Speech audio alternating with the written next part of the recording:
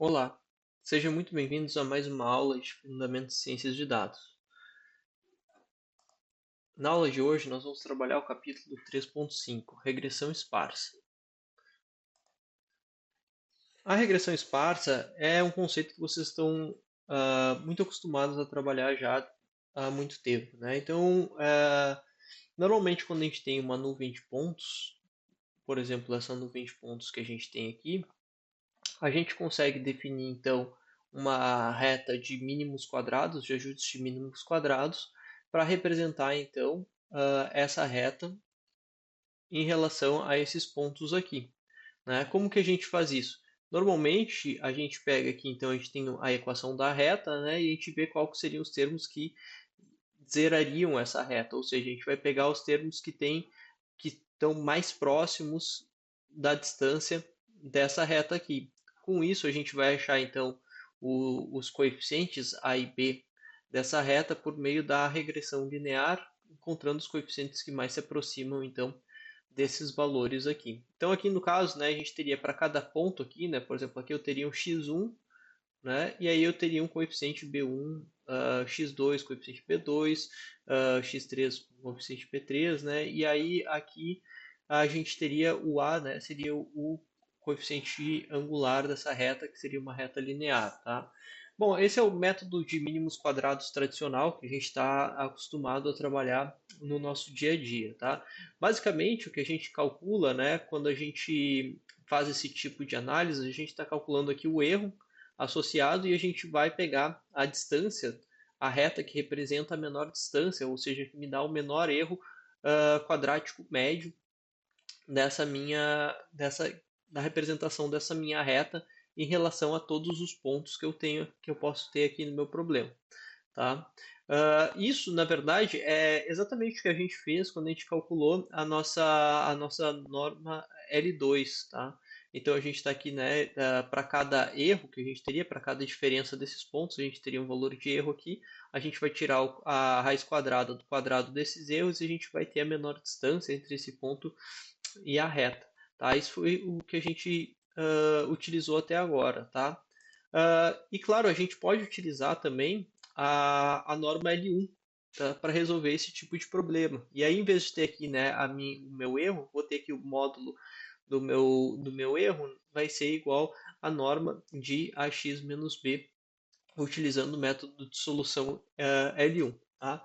Por que a gente faz então o método utilizando a regressão L1? Tá?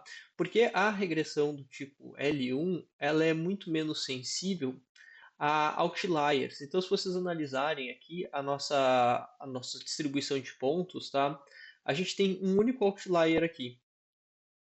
E esse único outlier aqui, ele fez com que essa minha reta vermelha aqui, ela desviasse então todo esse meu sistema aqui mais para baixo, tá? Fazendo com que ela tendesse aqui a ficar mais negativa por causa dessa caracterização.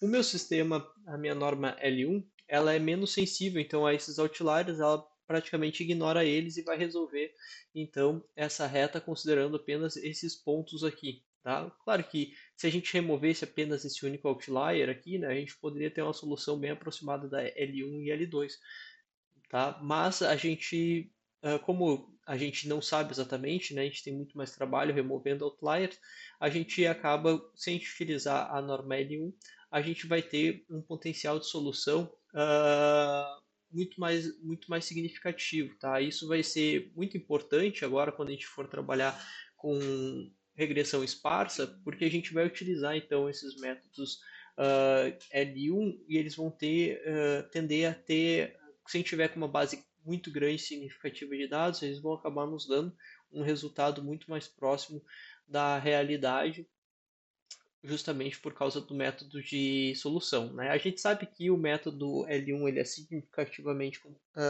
mais intenso computacionalmente, tá? Claro que para essa basezinha de dados pequena não vai fazer diferença, mas se vocês estiverem analisando uma base muito grande de dados, que é o que provavelmente vocês estão fazendo, já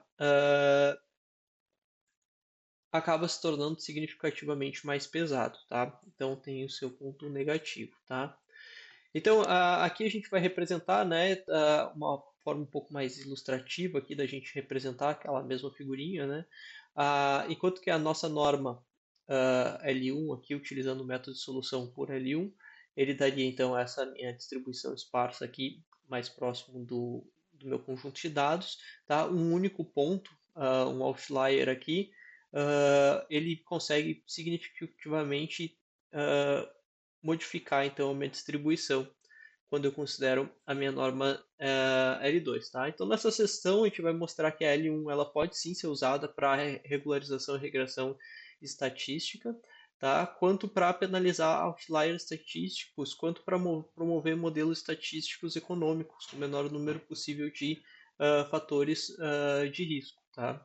Então o papel da L2 e em contraste com com a L1, tá, das normas de regressão, a gente vai trabalhar muito com eles no capítulo 4, tá? Então, um pouquinho mais à frente, mas que já vai pegar o próximo bimestre da disciplina.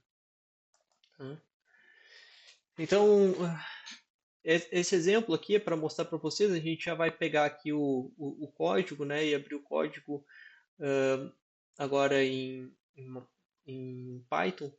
E a gente vai ver que a regressão por mínimos quadrados, então, ela é um modelo estatístico, apesar de ser um modelo estatístico mais comumente utilizado, tá?